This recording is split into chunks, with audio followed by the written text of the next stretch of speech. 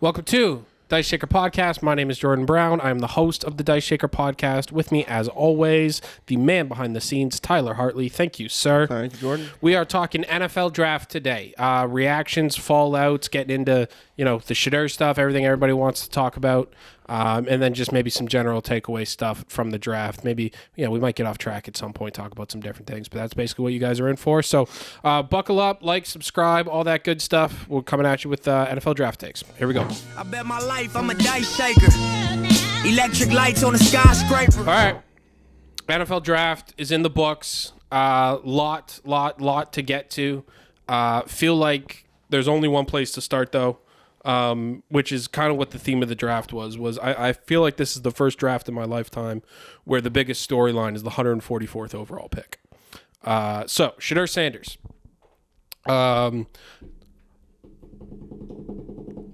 Got a lot going on here. Lot of different things at play. So I think the biggest question that people have right now is, how did he fall? How did he slip so far?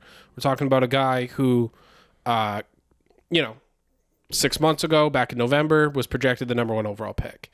And then as the college football season kind of played out, it became, he's going to be in the mix for the number one overall pick. And it's actually kind of a down quarterback class. And Cam Ward's doing great things at Miami. And the special players are Travis Hunter and Abdul Carter. And it's all going to depend on what team gets. Like, okay, that's great. And the season ends, and we start the draft process. And it's, maybe it's Shedeur, maybe it's Cam Ward, maybe it's no quarterback first overall. Maybe it's Abdul Carter, maybe it's Travis Hunter. And we got to the combine, which is like kind of the first event of the offseason related to the draft, the first time you get some real hard information. And coming out of that, of the combine, the clear takeaway, the clear narrative was Cam Ward is the number one overall pick. It was at that point, there was no more consideration, legitimate consideration of Shedeur Sanders going number one overall, or really any player other than Cam Ward. It pretty much the Titans made their decision at the combine, it feels like. And then, so then it was talked about, okay, well, maybe he's going 3 to the Giants. Well, maybe he's going 9 to the Saints. Well, maybe he's going at 21 to the Steelers. And by the time we got to last Thursday night, the night of the draft, if you're paying attention and you're listening to the people that should be listened to, I think it was reasonable to expect that Shedeur was not going to be taken in the first round. And people go, okay, well, he's get taken in the first round. A lot of people expect him to go the top of the second round. That didn't happen. Keeps falling. Other quarterbacks are getting taken ahead of him. He ends up being, I think, the 6th quarterback overall taken. And so then it's like, how did we get here?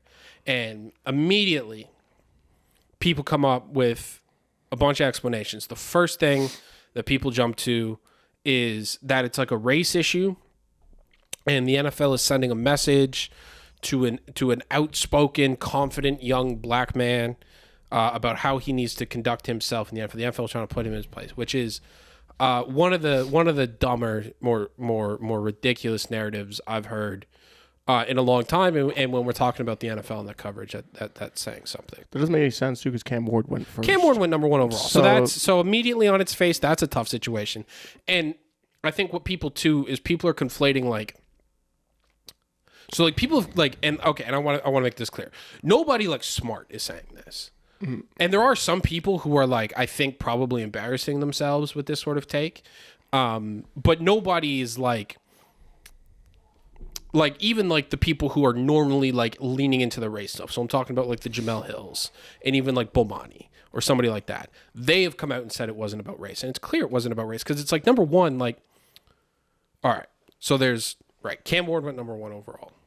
It's a black quarterback league at this point in terms of like, it's not, and listen, 10, 15, even 5 years ago, the NFL had big problems with black quarterbacks. It has certainly changed in the last 5 years when you look at who are the best quarterbacks and where are they getting drafted and all that stuff. It's not really, I'm not to say like there's no more racism anymore in the NFL. And I will say that like, okay, we'll get it. I don't want to get off track here. There's many aspects going on here. So I got to try to keep on the tracks with our thoughts here. Mm-hmm. So that's ridiculous. And people go, okay, well, how did he fall? Explain how he dropped so far to the fifth. And I can explain to people. And to understand why this happened, you have to understand how football works and how the NFL works. And so in the NFL, if you are not going to be a starting quarterback, your best value to a team, and I mean this sincerely, is like, do they like you? Because when you're the backup quarterback in the NFL, your job is, like stay ready and maybe develop if we have to go to you, but mostly it's support the starter. It's help him get ready. It's doing things like you're going to watch extra film so he doesn't have to. You're going to do, the offensive coordinator is going to give you, hey, listen, team this week's got a new defensive coordinator. Go back and watch, his last 4 teams and put a report together and bring that to the quarterback meeting on Monday. That kind of stuff. You are now a part of the support staff of the organization because you're not going to play special teams. You're not going to bring any other value. Your job. And so, and I forget whose quote it is. I wish I could remember. It's a great quote, but it's basically, they don't handle a lot of assholes, the clipboard. Right, you see the backup quarterback standing on the clipboard on the sideline. Not a lot of assholes getting that job, right? When you look at guys who have been able to be backups in the NFL for a long time, it's guys like the Blake Bortles and the Chase Daniels and the Charlie Whitehursts of the league. Like, good dudes. Guys people like. Because ultimately, that's what being a backup. There are so many guys who are capable of being a backup quarterback in the NFL, and we only need a few of them. So it's like, what's the separating factor? And largely, it's going to be, are you going to come into this organization, and are you going to fit into the role? And so for a guy like Shedeur, who throughout the draft process made it clear that he was not interested in anything other than being a starting quarterback, right? He would not entertain the idea, did not approach the draft in a way that somebody of his talent level should, which is that you should be doing everything possible to try to land a job. Instead, Shedeur Sanders conducted the draft process like he was Deion Sanders. And I understand why he would do that. And listen, I don't know Shedeur. I don't know Deion. I don't want to project anything onto these people. I don't want to assume motives because I don't fucking know these guys. And so I don't know if Shedeur handled his draft prep the way he did because he believes that was the right thing to do, or if he believes that's because I'm Deion Sanders' kid and that's what's expected of me. I have no idea. What I do know is that Shedeur didn't throw at the combine, didn't practice. It was the weirdest thing ever. He committed to play in what the East-West Shrine Bowl is, like a college all-star game, and then then was there all week, but then just didn't practice and didn't play. Very strange move. Didn't do anything at his pro day, his meetings with teams. Apparently, basically the feedback that teams circulate and have gone through guys now is that Shedeur didn't care about impressing. Like, he would go to these meetings and the teams felt like, this guy does not care if we like him or not. Yeah. And not in like I'm going to be myself way, more in a like, this is a waste of my time kind of way. Draft me or don't draft. And listen, maybe that comes from the fact that he was born with fuck you money. And he doesn't need any money out of this ever. He can never make a dime playing football. He's going to be 100% totally fine because of who his father is. Maybe that's part of it. Don't know. But what sucks about it is it didn't have to be this way. And it was a conscious decision. I think, so let's talk about it this way. So when people who don't know, and this actually was funny, this actually had my mom text me during his slide because she had heard what was going on. She wanted it to explain to her. And so people like that, people who don't know, they hear, oh, this quarterback is Deion Sanders' kid. And they have an idea in their mind of who he is as a player and what his backstory is. And it's that perception is 180 degrees off from what the reality is. So people hear, it's Deion Sanders' kid. They go, okay, this kid must be a freak athlete, and he must have been like the 5-star of 5 stars, big time prospect, could have gone anywhere he wanted. Like, and then, oh my God, he fell. And that's not what Shedeur was. Shedeur was a lightly recruited guy coming out of Texas. His dad was his high school coach. He was committed to Florida Atlantic University, FAU. Group of 5 program down in Boca Raton, Florida. Good program. Nothing wrong with it. But that's where he was going to go. His dad becomes the head coach at Jackson State, so he goes there. From there, he develops into the starter at Colorado and then into an NFL draft pick. So we're talking about a guy who was, probably a 2 or 3 star guy who went to Jackson State, developed, went to Colorado, developed, became an NFL draft pick. That's a success story. Yeah, absolutely. Yeah. That's impressive. You know how hard it is to get drafted in the 5th round in the NFL? It's fucking impossible. So for that, that should have been the story. But because he's Deion's kid, and again, whether it was, I don't know if he wanted to create that narrative or it was created for him, but the idea of he is a superstar and should be treated as such was just wrong. It was just flat out wrong. There was no football bona fides to prop that up. Is this can you parallel this to the Bronny situation, or is it that bad, or no, it's not, because he should have been drafted. It would be kind of like if Bronny was when Bronny was in the draft, we knew he wasn't going to be the number 1 overall pick. Yeah. Right. It's kind of like and look, and we'll get into so how did that happen? How did that, to me, is the takeaway. It's not that Shedeur fell, quote unquote, in the draft, because that makes sense to me. Again, we talked about it, right? He's not talented enough to be a starter, and he doesn't have the characteristics that you look for in a backup. Yeah.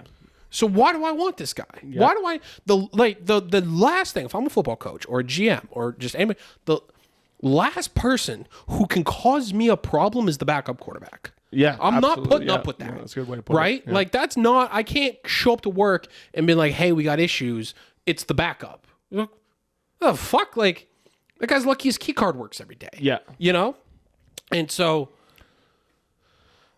that's and I think the media here and we saw it in the draft.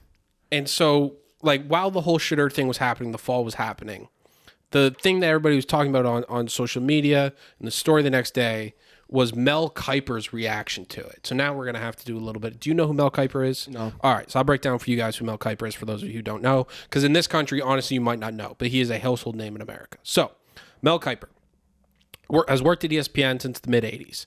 He is truly responsible. He, maybe more than anybody else, you could look at the ESPN executives and Pete Rozelle for growing the draft into this spectator event that it's become. This whole industry that's around the draft of guys who make whole careers out of analyzing draft, he was the very first one to ever do that. Mm-hmm. Started doing it in the '80s. So basically how the draft happened was the draft. ESPN started in 1980, had basically no money, no inventory, just needed a shot. ESPN goes to Pete Rozelle, who's the commissioner in the NFL at the time, says, hey, let us broadcast the draft. And they go, well, why are you going to broadcast the draft? Yeah. So let us put the draft on TV. So they start putting the draft on TV. A few years in, this kid, Mel Kiper, joins. He was the first person to ever have a media role specifically built around the draft. And he was the first person who would criticize teams for poor drafting, for not being smart, for whatever, whether that was just in the management of their picks or the guys they took or whatever. And that started to get him notoriety. But 10 years in or whatever, it starts to build up and up and up from there to the point where he is now the king of the draft world. But the problem with Mel is Mel's thing, and what drove Mel to popularity was not being right. It was just about have the hottest take possible. Very, very Stephen A-ish, right? And then their careers at ESPN kind of grew in parallel with each other of that hot take culture of just say shit that's going to get attention. Who cares if you're right or wrong? And people have gotten on Mel's ass before where, he'll put out, so Mel invented mock drafts. Mm-hmm. Mel invented that. He was the first person to ever do that. But his mock drafts, he would do the whole first round, 32 picks, and he'd get 20% of the picks right. Mm-hmm. And people are like, what the fuck, Mel? And he goes, you clicked on it though. Yeah. You know what I'm saying? And then, they've paired him with other guys who are actually good, smart. But anyway, so Mel is the OG and the father of all this, but nobody actually respects his football opinion anymore. He's just more of an institution than he is. And so he had Shedeur Sanders, I think, definitely as his number one quarterback. I think is like the number 2 or 3 player overall in the draft. And every time he would get passed and every time there'd be another quarterback, Mel would just freak out and freak out and freak out and freak out and freak out over and over and over and over and over again. Basically claiming like this is like the biggest travesty in the history of the draft. This makes no sense. Shedur's an elite prospect. Oh, blah, blah, blah, blah, blah, blah. And it's like, all right. So you've got guys like Mel doing that. And then when you look and you see the way Shedeur has been covered over the last 2 years, none of it lined up with what the NFL's actual evaluation with the prospect. Mm-hmm. And when you start to think about why, again, people are going to say, well, racism, and that's why he fell. The reason the media talked about Shedeur as much as they did and in the ways that they did is anybody who pays attention to this stuff, anybody who understands, who does a little bit of like deeper analysis into how this shit works. Shedeur Sanders in Colorado has been algorithm gold for 2 years, to the point where there are high level podcasts out there, or college football podcasts, that as a bit, truly as like a joke, start every episode by going Shedeur Sanders, Colorado, Arch Manning, Shedeur Sanders, Deion Sanders, Arch Manning, Colorado, Deion Sanders, Shedeur Sanders. All right, welcome to the show. Because that's funny. Yeah. But that's truly what it is. And ESPN is dying a slow death, unfortunately. And it sucks because ESPN is like sports media would not be what it is today without ESPN. Sports, I think, in general, without ESPN. But it's a dying network in the same way that you see in like mainstream media of like CNN and NBC and all that stuff lose out to like Joe Rogan and shit. Yeah. ESPN is losing out to like quote unquote new media, The Athletic and The Ringer and all these other, because ESPN is so bought in on talking head, hot take, just drive the clicks, just get the numbies, that they're a slave to the algorithm. And I think that factored in a lot to the media coverage of Shedeur. People were to the fact of, and we'll talk about the rest of the first round, but Cam Ward got drafted number 1 overall. He had not walked to the stage to get his fucking jersey and hug Goodell before Mel Kiper was talking about Shedeur. Yeah. Right? And it's like, so when you've got like an incentive like that, that's going to create the hype. And then when you factor in, Deion Sanders is one of the most beloved figures in American sports today. And the NFL, and this is where like the whole the NFL to prove a point to Deion Sanders, nobody has participated in the legend building and the myth making of Deion Sanders more than the NFL. Mm-hmm. Why do you think he worked at the NFL Network for like 10 years after he was done? The NFL loves Deion Sanders. And a lot of people who work at the NFL love Deion Sanders. A lot of people who work at ESPN love Deion Sanders. A lot of people in general love Deion Sanders. Why? Deion Sanders is one of the most charismatic guys going today. Everybody loved Deion, right? Yep. Great. So they talked about his kid in a way that was never realistic, and they created expectations that he could never live up to. And instead of celebrating what he actually did, which was, again, go from a lightly recruited kid in Texas to Jackson State to Colorado, which was, by the way, when Deion took over Colorado, they were probably the worst Power 5 program in America. They had won 2 games in 2 years. Bad stuff. Yeah. To where now it's like, listen, there's criticisms to be had of Colorado over the last 2 years and how they built that team and how they managed it. They're not the worst team in the Power 5 now. They're much better than that. Yeah. And if Deion sticks around there, I can see the trajectory working out there. So it's like there's actually legitimate stuff to celebrate. The way that they handled his draft prep in really the last 2 years of his career, and when I say they, I mean like the Sanders, capital T, capital S, that whole like media institution, the way they handled it blew up in their face. Yeah. And then you get embarrassed on TV for 2 straight days, basically. Yeah. And I understand, look, like, again, I don't know if Shedeur was bought in on handling it this way or he's just doing it because his dad thought it was a good idea. I have no idea who was in on this, right? What I will say is I understand from Deion's perspective why they would handle it that way, because that's how Deion handled it, right? Deion was coming out of Florida State in the 80s at a time where defensive backs didn't get drafted in the top 5, in the top 10. They weren't highly paid players. It was a different time in the game where, I mean, the DBs still aren't as paid as much as receivers, but back then, like, a defensive back was, it's like, yo, you can't tackle. So, like, your value here is not that high. And so Deion, and he's talked about this, in a dorm room at Florida State, created this persona of primetime.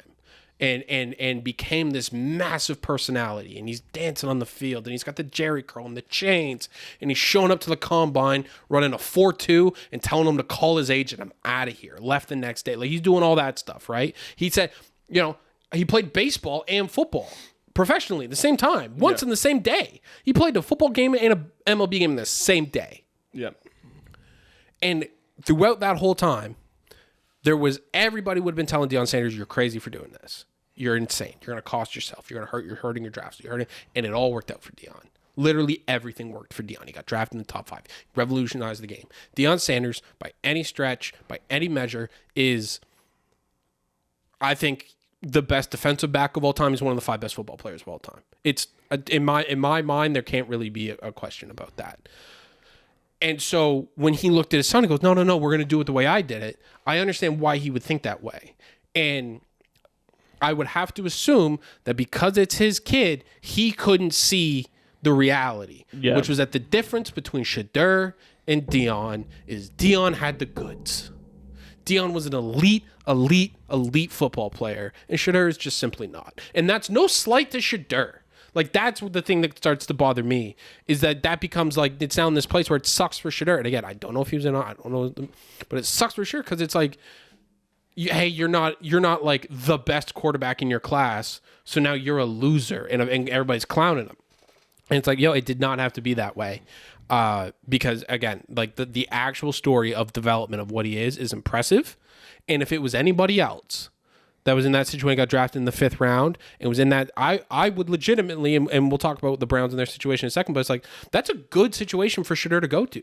Kevin Stefanski can coach quarterbacks, no question about it. And Kevin Stefanski is one of those guys, he's in the McVay, Shanahan tree, right? So LaFleur and O'Connell and all those guys who can maximize what a guy like Shedeur can do. Right, he's had success with Kirk Cousins, which is like, that's best case. We use him as the example all the time. But when people want to know who Shedeur Sanders is as a football player, it's like he's that type of guy. He's not going to create anything for you. He's not a great athlete. Doesn't have an overly strong arm. He's really smart. He knows the game inside out. He's definitely been around the game his whole life. No question about that. And he can do things on time and on schedule. And okay, you can work with that. You can develop that. You can work on that. But because of the way he has carried himself, that's viewed as a failure. And if he does not change his approach once he's in the NFL, he will not last. Yeah. Because again, we're just not dealing with the NFL where they always use distraction, but we're just not dealing with the pain in the ass from the developmental backup quarterback. Yeah, I was actually have a question. Like, do you think it would have changed anything if, like, you're saying this quote unquote Sanders were the one that kind of like pushed this narrative? Do you not think that narrative kind of comes out naturally anyway? Because it's still Deion's son. People would have. How do you get away from I think people would have. Yeah, absolutely. There definitely would have been the kind of people who's like, oh, it's Deion Sanders' kid. This kid must run a 4.2. I think then when they see that the fact that he's wearing like, he's got the watch on during the games, and he scores a touchdown and his rap song plays, just like his dad, by the way. And then he's, their pro day. Colorado spent $100,000 on the pro day. A pro day is just, it's the combine, but at the school for all the players. So you show up, and we're going to do a bunch of drills, and we're going to run, and we're going to bench press, and we're going to do all that stuff. And it's an opportunity for, if you did something bad at the combine, it's a chance to make up for it, a little bit more comfortable environment, another chance for scouts to see you. Colorado had like a red carpet at their pro day. They had a VIP section. Shedeur's music was playing the whole time. And so it's just like that sort of stuff is like just adding on to that. Yeah, they just made it worse, yeah. And then again, and the NFL is sitting there being like, who the fuck does this guy think he is? Yeah. And again, like, if the NFL bona fides were there, like if we put on the film and we said, holy fuck, it's Pat Mahomes, we would deal with the red carpet. Cam Newton went number 1 overall. Cam Newton. Oh, by the way, Cam Newton's a great example to bring up to, because Cam Newton has talked about in the past, like people have brought up Cam and be like, well, how come Cam couldn't get a backup job at the end of his career? There was all these other guys are getting jobs. Nobody wants to bring Cam in. And Cam himself has admitted, he's like, yo, I'm the worst backup quarterback to have. Because if I come in the building, I'm going to, like, it now gets uncomfortable for everybody. The media circus, the attention, the way I carry myself, everything that comes with me, I don't make for a good backup. Yeah. And so Cam had the goods, but as soon as it was over for him as a starter, he was out the league. Yeah. And so for Shedeur, it's a similar situation of you never have the goods. And so like, truly, like, honestly, I think he's lucky to be drafted based on what it was. I think there are certainly teams that took him straight up off the board, which is, I think, one of the, like, when you're a quarterback in the NFL, you're trying to get the NFL, right? There's so few teams that could actually draft you, right? Because it's all right. So we got 32 teams, right? Well, we're going to take off whatever, say half. We're going to take out 16 of them because they already got quarterbacks. They're not wasting a draft pick on quarterbacks. They're out immediately. Mm-hmm. All right. So now there's like 16 teams that could theoretically draft a quarterback. If you're Cam Ward, if you're Caleb Williams, Jade Daniels, one of those level of prospects, okay, you're like kind of, it doesn't really matter what system you go to. You can play anywhere. When you're not that and you're Shedeur, you have to be in a very specific system with a very specific scheme because of your physical limitations. So now that pool of 16 teams, okay, now really that's like 5 teams. And then if you're going to fuck the interviews up and tell teams straight up, like, I don't want to go here, whatever, you know, through your attitude, it's like, well, now there's like 2 teams that can draft you. Yeah. And I think like the Giants, I think straight up took him off their board and were just not. And look, were the Giants going to draft a black quarterback in the first round and make him their starter? The honest answer to that is probably not. And I don't. And I'm not going to be the one out here giving the NFL too much credit for not being racist because the Giants in particular, the Giants have had one black starting quarterback in the history of their organization. It was Geno Smith, and it lasted one fucking game. Yeah. Their owner's not really down for that, and they're certainly not down for Deion Sanders' kid to be the face of the franchise. So they were probably, but then I think he also fucked those meetings up. So he was off their board completely. Pittsburgh, I think probably like, you know, that was where he was slated to go in the first round at 21, where most people thought, I think, if he was going to go in the first round is there. And I thought, well, okay, that would actually be somewhat of a decent spot because they're one of the places where the culture is so strong and Tomlin is who he is that he could maybe the bullshit isn't as bad there. And they said, nah, we're good. We don't need to deal with that. And so it eventually got to a point where, you know, we'll talk about the Browns here. So the Browns obviously traded out of the second spot, traded back. By most accounts, by most people's evaluation, got the better end of the deal out of the Jags. The Jags paid a lot to move up to 2. And so then the Browns they have a lot of picks, and they ended up taking Dylan Gabriel in the 3rd round. Dylan Gabriel's a quarterback at Oregon. Mm-hmm. Exact opposite of Shedeur, by the way. Like not hyped at all. Like seen as like the most like he's the guy you would want to be like a backup quarterback in the league, right? And then I think what happened is Shedeur's sitting there at, you know, in the 5th round, and the Browns are in a very unique situation where they have the albatross of the Deshaun Watson contract around their neck, and so they just need to take as many shots at getting a good, cheap quarterback as possible. And so they end up doing something that I've never seen a team do, which is take 2 quarterbacks in the first 5 rounds of the draft. I've literally never seen that. Mm-hmm. I don't exactly know how that's going to work from like a rep standpoint, or like, you know, Dylan went 2 rounds before Shedeur. I have no idea. But if that wasn't for that type of situation, I don't think it's impossible to think that Shedeur may have fallen out of the entire draft. Mm-hmm. And again, it just comes down to the fact of he does not provide you any value as a backup.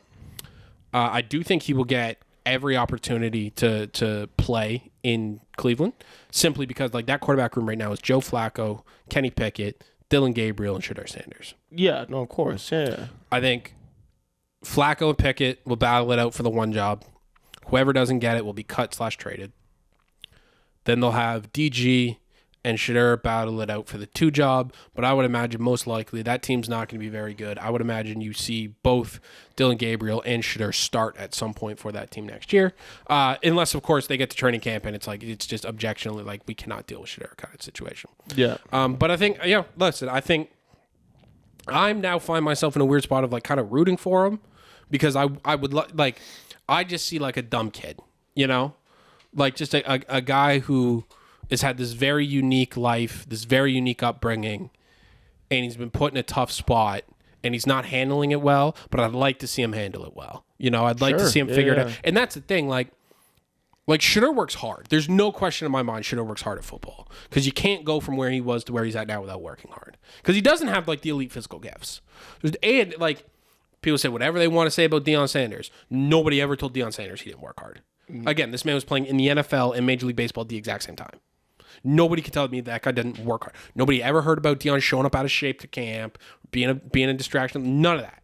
So like the work ethic is there, and I think there's a chance for him to develop into a guy who could have a nice career in the NFL. Could have a long, nice career in the NFL. But it's going to cause him. It's going to depend on him changing his overall approach to the game, and to his kind of like life.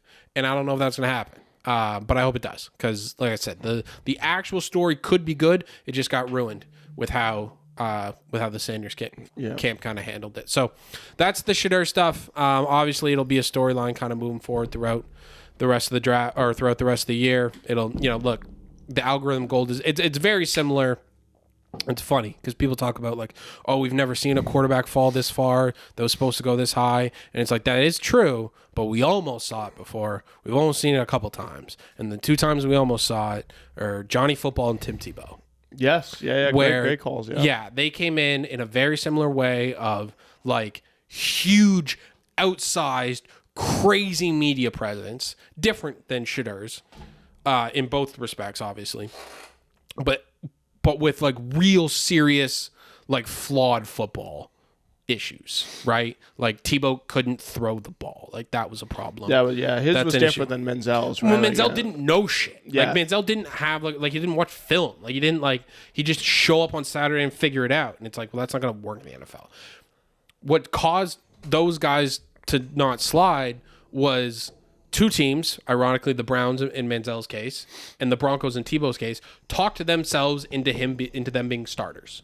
And that's why they go in the first round. But if they don't go in the first round, then it's the same situation where it's like, all right, well, now we're drafting a backup. And I don't know if and even if Tim Tebow, who was like the most, everybody loves Tim Tebow, hardworking guy, Christian, homeschool, all that stuff, it's like the media circus that's going to come with that. Every single day, it's going to be, when is Tebow starting? When is Tebow starting? Yeah. When is Tebow starting? That's not good. You don't want that.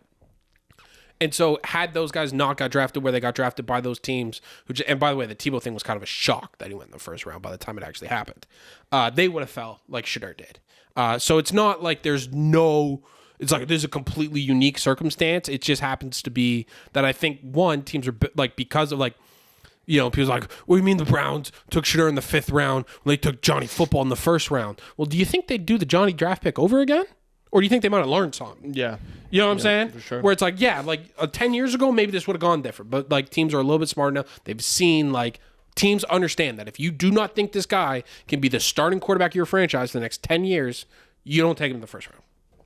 That is what it is. So that's it for Shedeur. That's all I got right now on him. I'm sure we'll have more.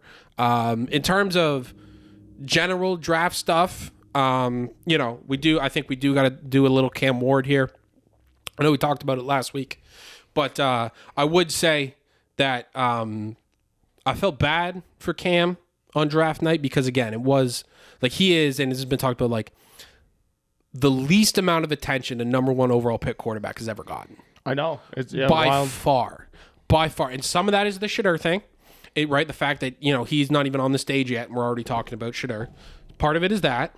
Part of it is who he is a little bit. He is, and like, I don't want to make it seem like, I think it's, he's been contrasting it as like, oh, Cam Ward is like this like humble 0-star recruit guy. Like, Cam Ward's got plenty of confidence in his abilities. Yeah, like, I don't, like, there's no question about, oh, Cam Ward's like this humble guy. I don't necessarily know if I describe Cam Ward as a humble guy. He's certainly a very confident guy in his own abilities. So I think that's part of it. I think he doesn't do like the personal promotion in the way Shedeur did, where it's like, like after the draft, so Cam gets drafted, and they ask him, they go, all right, Cam, number 1 overall pick, man, what are you doing tonight? And he's like, I'm going to go back to the hotel, I'm going to get something to eat, I'm going to go to sleep, I'm going to go to Nashville tomorrow. Shedeur gets drafted, he's at home, he's not at the draft, goes in the 5th round. What's he doing that night? He's in the club with $100,000 in cash and a bunch of briefcases. Yeah. So just different how they handle themselves off the field. So I think that's part of it. I think a big part of it too is just the Titans picking them. Like Yeah, that's part of it. probably That's 100% part. kind of The a Titans are boring one of the most irrelevant franchises in the NFL. And again, I'm fucking Mr. Titan. I'm lifelong sentence. I'm in this forever. But I understand. Like we don't move the needle. Well, I think honestly, you could even look at the Titans the same way as Cam Ward in the sense like, dude, Shedeur going to Browns, it's like a clown going to the circus. Yeah. Right? And like, it's like, you just got boring going to boring, essentially. Yeah, it's not much to talk about with it, really. And also, we already knew he was going to be number one, Yeah, so so it was kind of an afterthought. But it's just like, but that's the thing. When you get these like surefire, we know a month out he's the number one overall pick. Now we're talking about a guy like Trevor Lawrence. We're talking about a guy like Andrew Luck. We're talking about a guy like Caleb Williams. Like, they were the stories of the draft. That's very true. Yeah, Caleb Williams was like all you talked about coming in. They were the story of the There's draft. other guys, but yeah. It's the number one overall pick's going to be a quarterback. Like that should be the biggest story, and it just wasn't. So I felt bad for Cam there. I will say, I don't think Cam really cares, and I think that comes from a guy who was a 0-star recruit. 5 years ago he was playing an incarnate word. Like he is, and I think he tweeted this out, something about, always be humble because I know what it's like to be at the bottom. Like that is all. I will say this. I don't think that Cam Ward as the Titans quarterback will work out because it's the number one, 50% of first round quarterbacks just don't work out. 0% of Titans first round quarterbacks just work. And it's the Titans and they'll probably fuck it up. Mm-hmm. What I will say is if Cam Ward doesn't work out as a starting quarterback in the NFL, I don't think it'll be because of Cam Ward. I like the way, like his mentality and just the way he, like, it's like, it's real confidence. Yes. Like it's real, like earned, right? Yeah. And like not worried about like just that confidence of like, yeah, everybody will see. Yeah. Right. Like I'm an incarnate word. It's like, yeah, you'll find out. Right. It was like, oh, well, now you're going to go from incarnate word to Washington State. You're going from a D2 school to the Power 5. Yeah. You'll figure it out. Everybody will find out. And it's like, okay, well, you're going from Washington State. You're in the Pac-12. You're going to go to Miami now in the ACC. Goes, yeah, it'll be fine. And just always that belief in himself, I think, is because one thing I can guarantee you. So one time, Jeff Reinbold, who was the longtime coach in the CFL, he used to be the special teams coach for the Hamilton Tiger Cats. He, oh God, I'm gonna mess this up. What the hell was I just talking about? I'm talking about just the confidence that Cam Ward has. Right. Oh, so he said there's two things that are guaranteed in pro football. The first thing is that they're going to take the taxes out your paycheck. That's the first thing that's guaranteed in pro football. The second thing is that you're going to deal with adversity.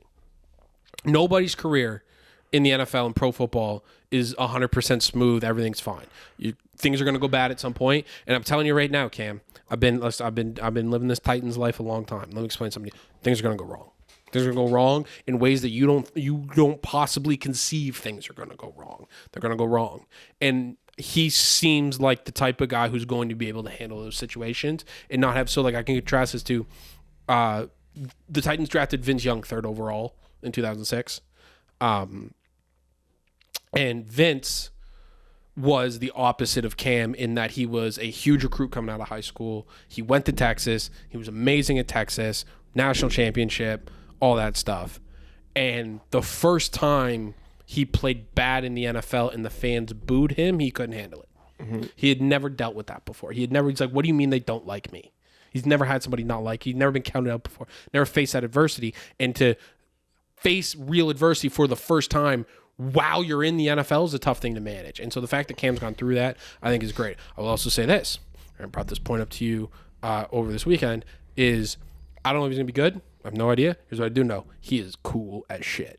Yeah. He is both on the field and off the field. Like there's a compilation out there of it's like the most nonchalant Cam Ward plays. He does things on a football field I've never seen done. Where it's like there's plays where he'll be standing in the pocket and all of a sudden he just like goes like flat-footed.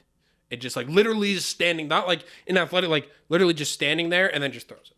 Like he's so so confident and so like nothing speeds him up. He plays at his own pace. Some of it's going to drive me fucking insane. I already tell because he does the Mahomes thing. You can tell this guy's so influenced by Mahomes, but he does the Mahomes thing where like he gets to the sideline and like stops, and then like kind of like waits for the guy to hit him or whatever, and like that's going to drive a little scary when you're a rookie too. It's going to drive me. Guys insane. can take your head off with a little less consequence. It's going to drive me nuts when he's doing that, but it is like. It's like this guy is so composed on the football field, which is like that again. That just kind of speaks to the guy he is, and then just we've talked about the Zombieland celebration, which is like the coolest thing ever, and just the evidence that he is a cool guy to figure that out. So people don't know, Zombieland is a celebration Cam Ward does. I'm not going to do it here. We can put a fucking picture up of it or whatever of what he does, but it's a weird looking celebration. And when asked about it, basically what happened was he was watching film when he was at Washington State of Western Kentucky practices, because that's where his offensive coordinator was before. He saw a guy on Western Kentucky do that, immediately recognized it as like, oh, that's cool as shit, started doing it, and now it's like his signature thing. It's like what he's known for. It's like it's very, very cool. And so the fact that he could recognize that is cool. And so look, I've been through a lot of quarterbacks in my Titans life. They've all been bad. None of them have been cool. And so that's cool. That's awesome, at least. I'm excited about that. I'm excited that we're going to have a cool guy playing for us now. Where it's like, if it goes, like, I'm going to, like, if it were to go well, not even in the long term, maybe we just get a, Vince Young got a great rookie season. Maybe we just get a good rookie season. I'm going to be zombie landing so many people. It's going to be, I'll be walking around my house doing that with my fucking hand over my mouth like a loser. And I'm going to have so much fun doing it. It's going to be so fun. And so that's what I'm excited for Cam Ward. We'll say this about that. We'll get off the Titans because nobody gives a fuck anymore. But credit where credit's due, because I criticize the organization a lot, deservedly so. The way they handled this draft, I don't know if it's going to work. They at least have a cohesive, logical plan, which is like when you draft a quarterback in the first round, certainly when you draft the number one overall, the next year is not about like winning football games. It is about, is he the guy, right? If you want to think about it as like a flow chart, right? It's like, okay, you drafted quarterback. Step one, is he the guy? No? Whoop, we're back up here. Yeah. Right? Yes, he is the guy. Okay, now it's how do you build around him and how do you do it fast? Because you've only got a few years of his rookie deal before he becomes very, very expensive. Mm-hmm. And the way they drafted this year, they drafted in a way where they're very clearly not concerned about winning any games in 2026 or 2025. Fine.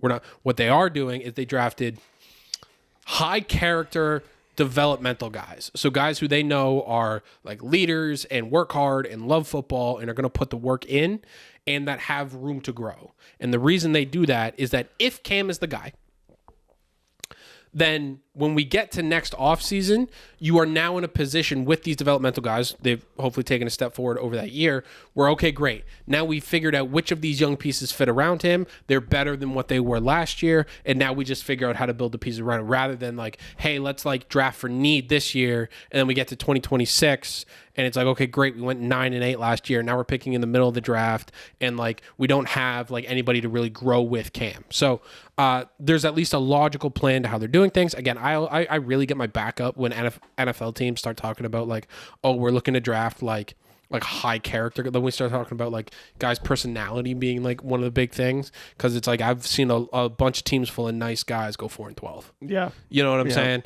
So I get a little concerned about that. We'll see how it all shakes out. That's that. All right, we're off the Titans. Way too much fucking Titans talk. But we've had the number one pick in the draft. You guys got to let me talk about the Titans fucking once a year. Yeah. All right. Well deserved. And listen, if they get good, if Cam Ward, like, wait till you guys start off 3-0. If he has a big game at some point this year, especially in prime time, we might start this podcast with just like 5 minutes of Zombieland, just on a loop, bro. I might just play the movie. We might just broadcast the movie and all watch Zombieland together in our Cam Ward jerseys. We could do that. I might get. Listen, because that's one thing. Can't monetize. Well, that's one thing too. Okay, we're almost on the Titans. But that is the one thing that I've thought about, where it's like, man, this is where, like, being a fan is a sickness, and like loving this game is like not good for you, like, probably, because I have more than probably anybody like an intimate knowledge of why this probably won't work. And there's still times where I convince myself, like, but what if it does? But what if it's all different now, though?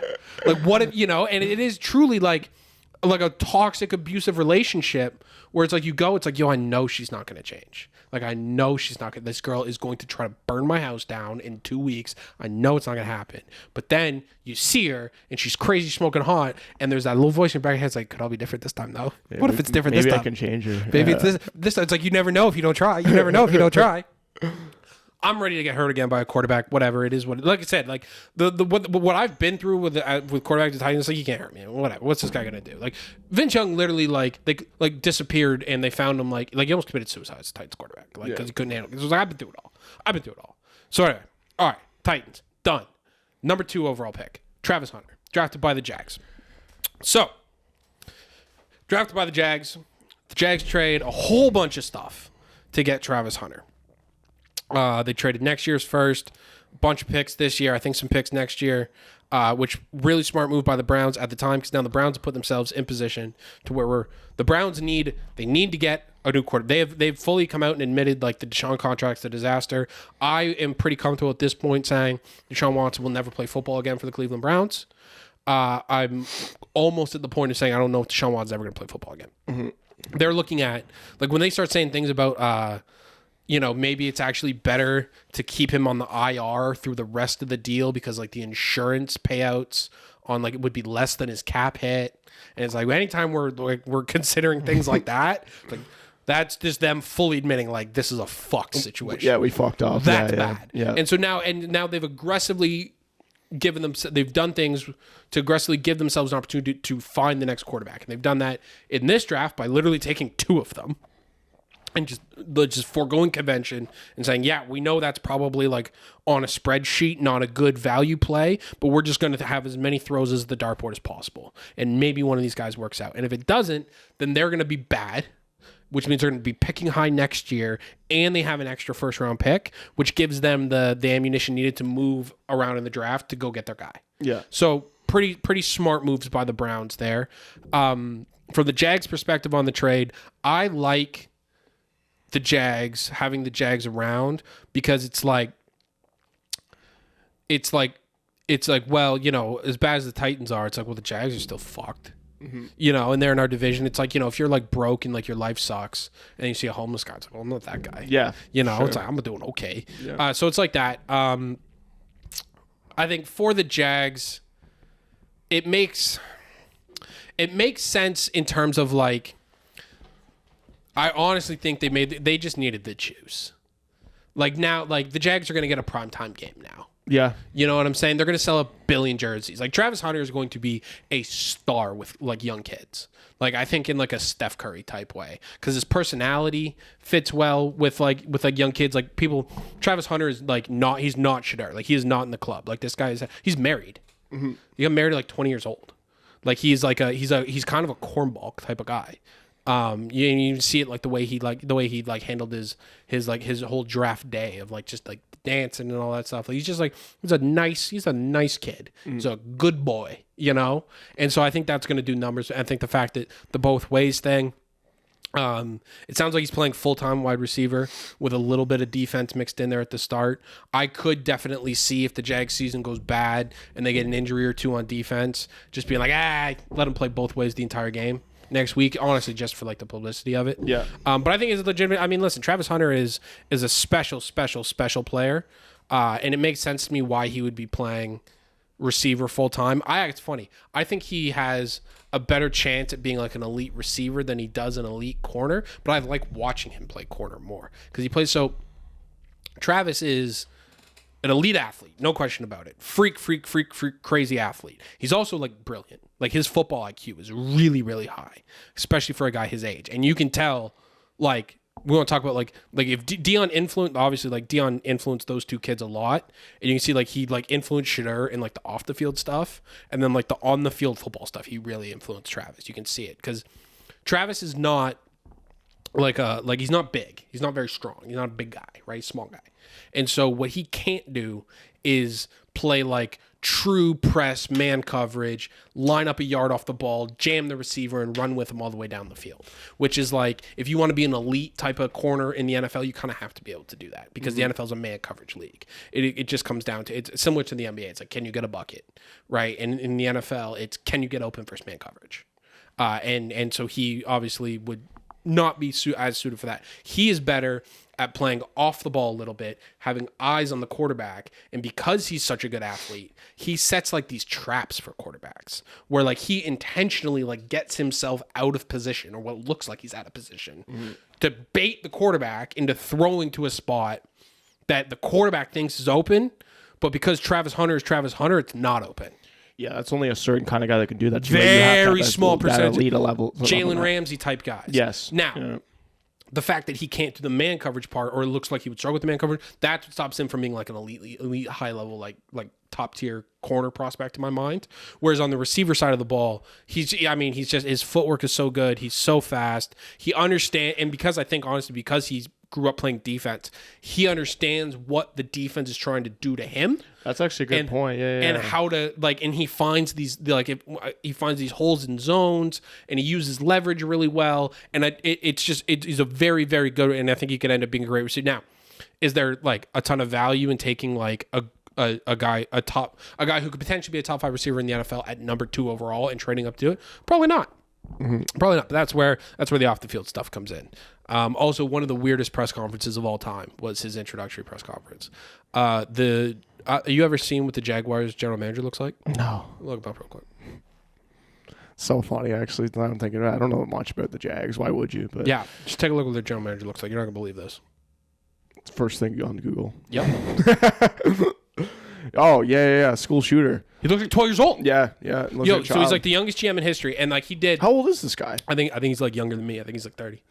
Oh, he looks even young. Yeah, he looks 12 years old. Looks 12 years old.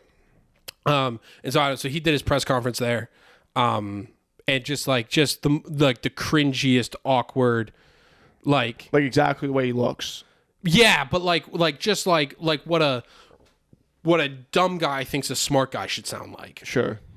Just like buzzwords and like this, like trying to have this like deep perspective, right? Like he started the press conference like, when I think about this game, and it's like, brother, you've been here 2 minutes. Yeah. Like, you don't know shit. Like, and look, I mean, he's a GM of a national football team. I'm sure he's a very, very smart guy, but just super, super cringy. And I was like, that's the Jags I like right there. It's like, yeah, even when you guys do take the player who like almost certainly will be excellent, it's like, you guys are still gonna fuck that up. Like, you're not, I'm not worried about the Jags, so that's good.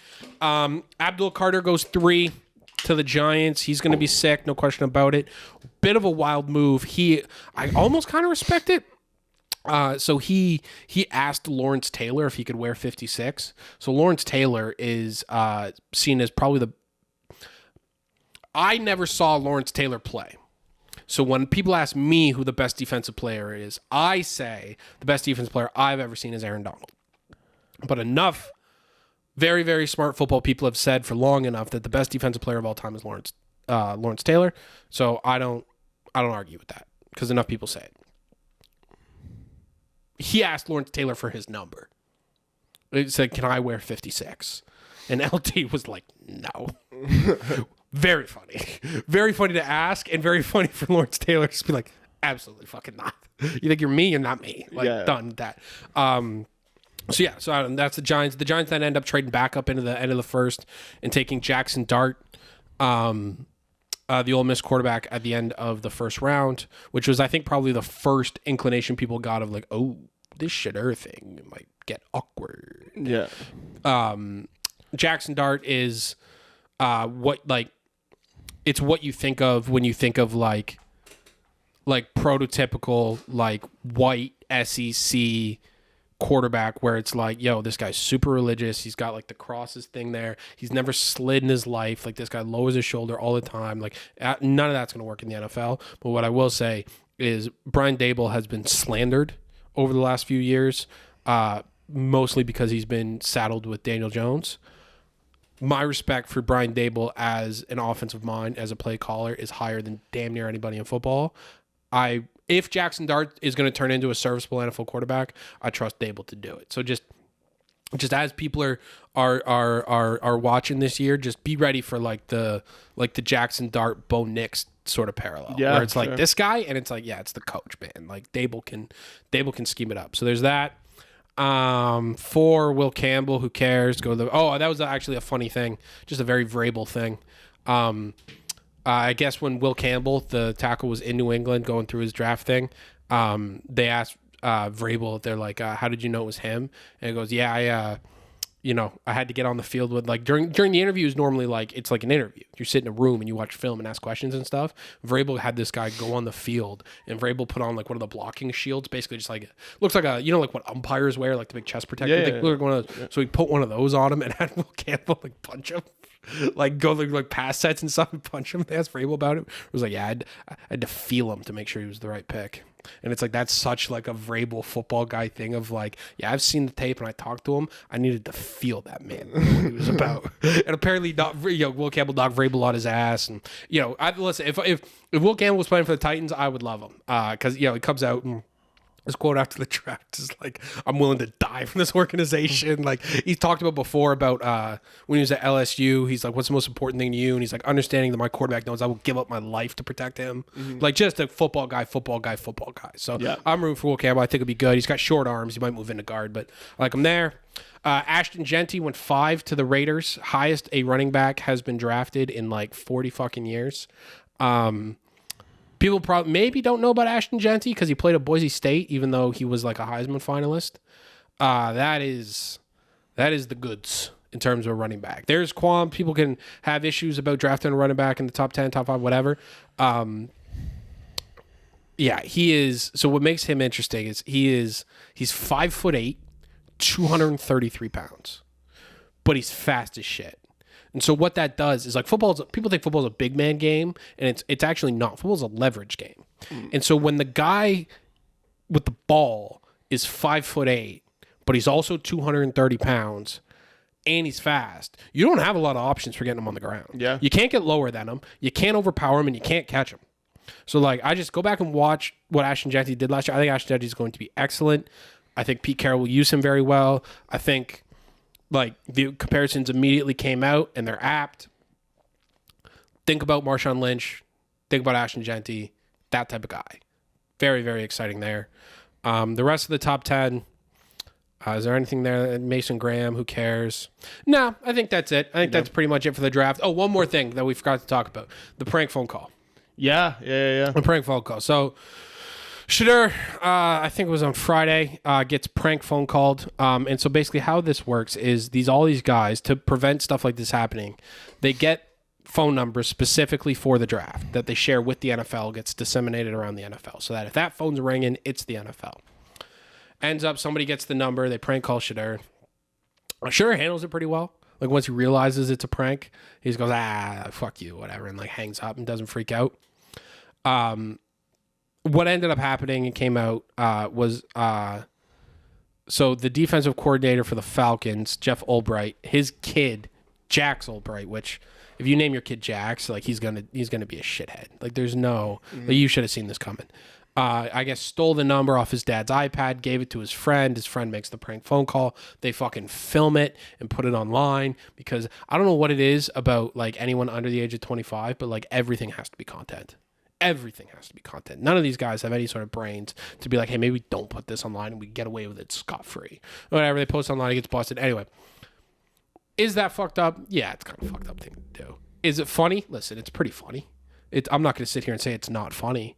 And I think the reaction to that prank phone call, some people, and look, it is a bad thing to do. Some people are acting like a crime against humanity was committed.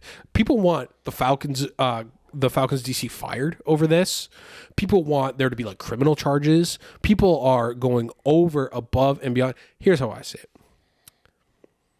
It was kind of funny. And if Shedeur were to run into Jax Albright out in the wild and decided that he needed to fight him, I would say justified. Yeah. I would say we call that even. Yeah. I would say if Shedeur would like to, he gets one free ass whoop, and we all just move on.